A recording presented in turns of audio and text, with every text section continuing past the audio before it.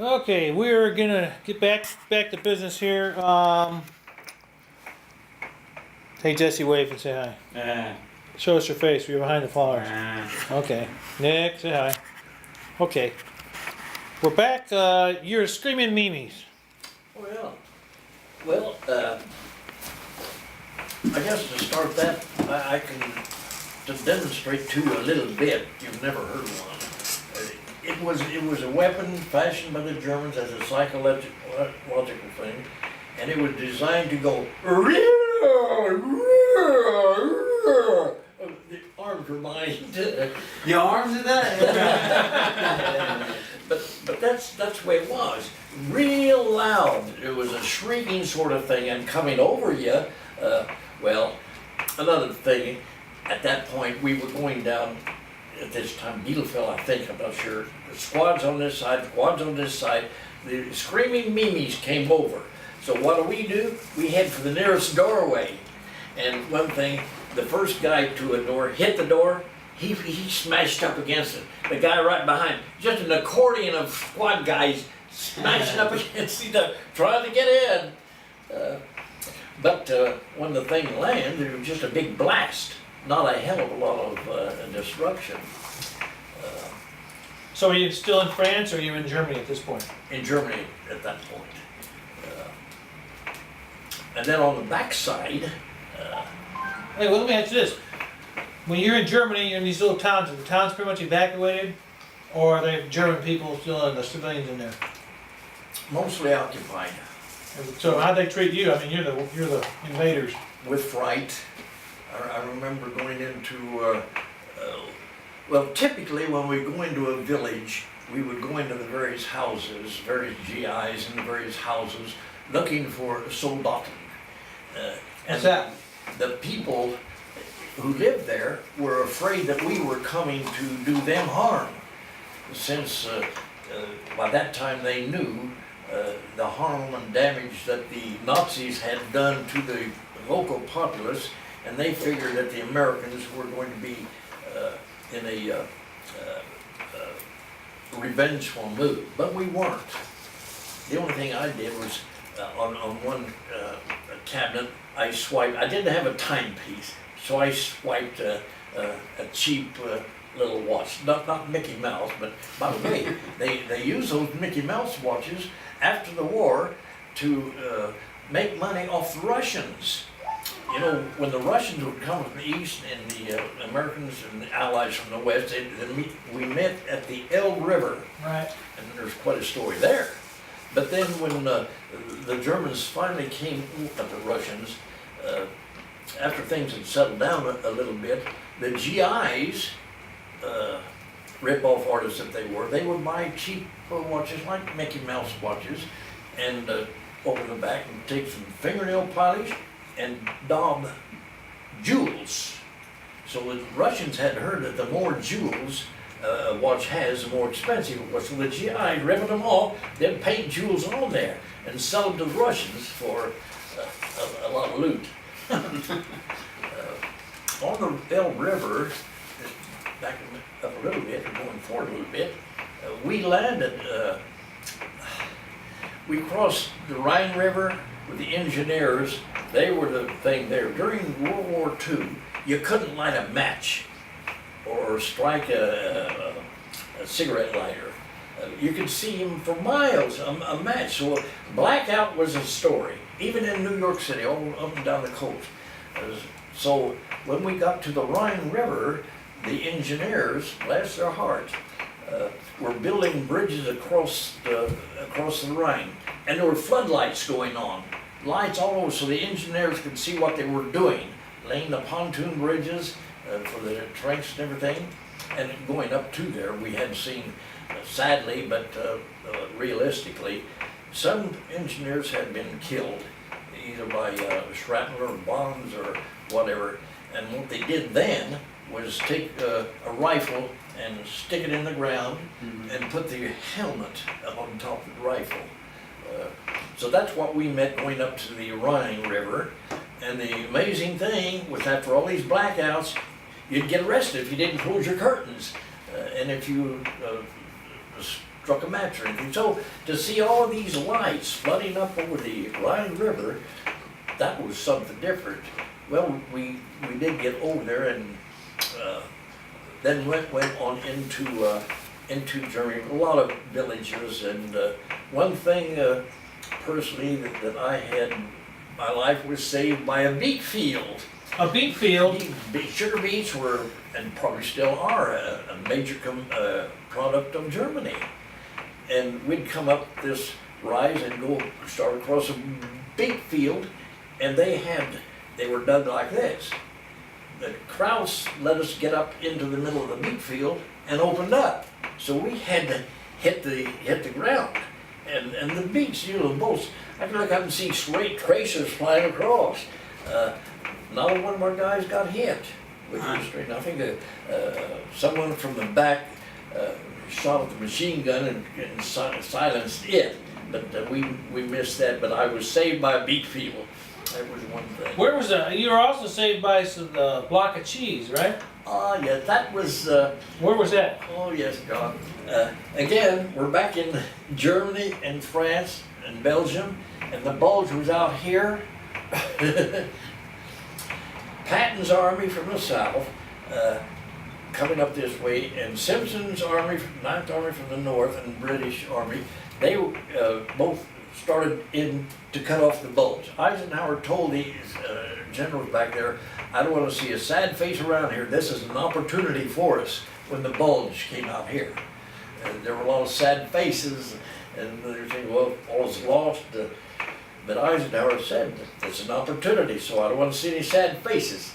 And what happened with Patton's army came up from the south, and Simpson's army and some of including the 8th Infantry, 84th, was on the north end. So we came down here to meet at Houffalize. Houffalize was about, I'm guessing, I never did know, but it was about a mile across. No, it had to be more than that. Anyway, it was a big basin city, and that's where we met to cut off the Germans. On the upside, hard for me to explain it. When we approached Houffalize, my buddy and I guess other guys, were on the other side, the inside of this rim up here. We had to dig in and we'd fire down into Houffalize, and the tankers would come up from the back, right over our foxholes, and they would fire their cannons down in there. We'd say, get the hell out of here, you're drawing fire. Yeah. So the tank fired, then go scooting off. Yeah, well, meanwhile you take the punishment. Yeah, and I remember vividly, in the foxhole, we could hear the cannons fire down there and hear them coming over different places. If they're right on you, you can't hear them. Right. But over some distance you could.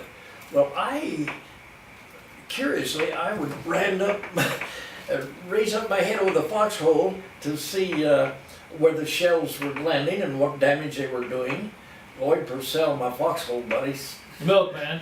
yeah, says, get your head down, you're gonna get blown off, you fool. But then I did.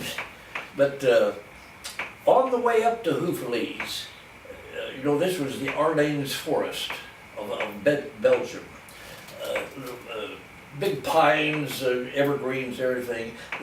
The most worrisome, painful weapon that the infantryman faces is tree burst. Is a tree burst or tree burst. Artillery would come over and hit it in the trees, throw their shrapnel down. You couldn't hide from them when you were on the move. If you were in a place long enough, you could dig a hole and carry some logs with it and get a certain amount of protection. Yeah. But on the way to Houffalize, one of these tree bursts came down. John, I'm going to show you K ration, but yours were C ration. I guess that's a C ration, right? An MRE, yeah. This is from John. The K rations, these fellows apparently don't have them. No, where are those? They're about that size, rectangularly, but about that wide. And twice as thick. They had for the breakfast can, a little can in the middle with crackers and a candy bar and whatnot. The breakfast was a shed on a shingle, SOS. There's a little can of stuff with a barbecue and eggs and sausage, something like that, and the crackers. And then if you got a chance, you could heat it up. Most of the time you had to eat it cold. The dinner ration was a can of American cheese. And the supper ration, I forgot what the heck that was. Anyway. It wasn't very good, probably. Probably. Yeah. But when you're hungry, it tastes pretty good. That's true.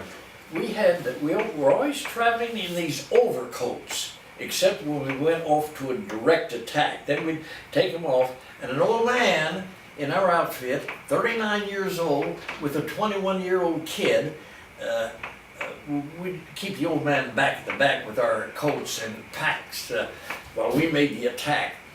I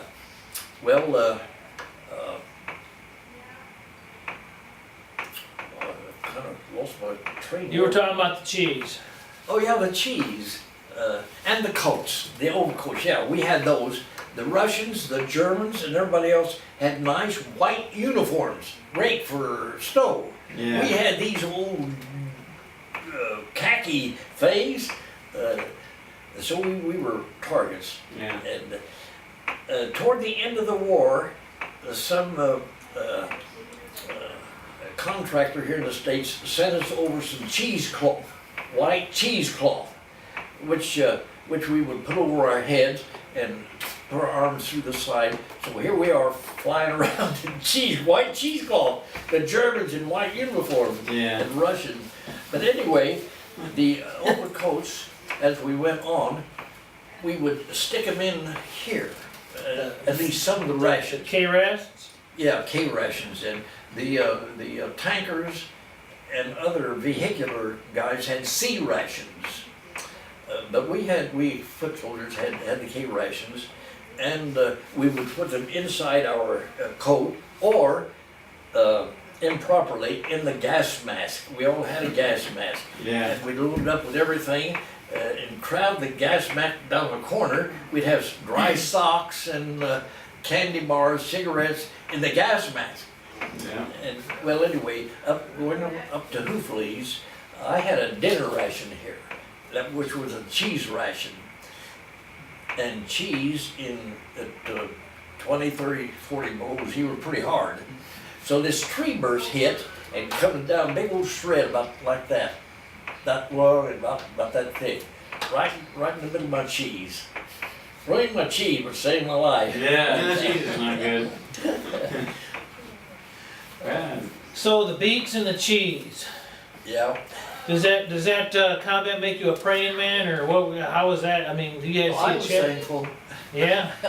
I was like, but the first day in combat, and going back earlier in December, my other foxhole buddy, before I got the one from Kansas City, Purcell, that I mentioned to you, this guy,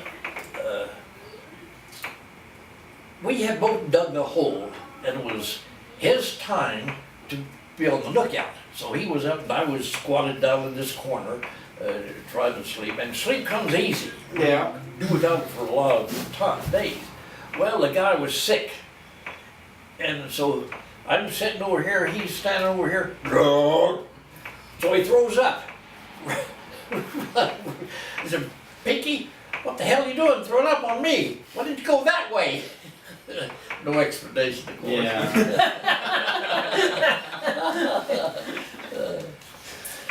But, Yeah. no, I was. What happened to Pinky? Where did he? Pinky, he just popped up uninvited. Pinky was a guy back in Camp Roberts, California, basic training. He had glasses about that thick, and he, out on the rifle range, he'd shoot at everybody's target but his own. Well, at least the Army hasn't changed it yet. Yes. We had to shoot other people's targets. Like, the drill instructor would be like, well, it'd be nice if somebody helped their buddy out, and they're on the range, they're like shooting the dirt.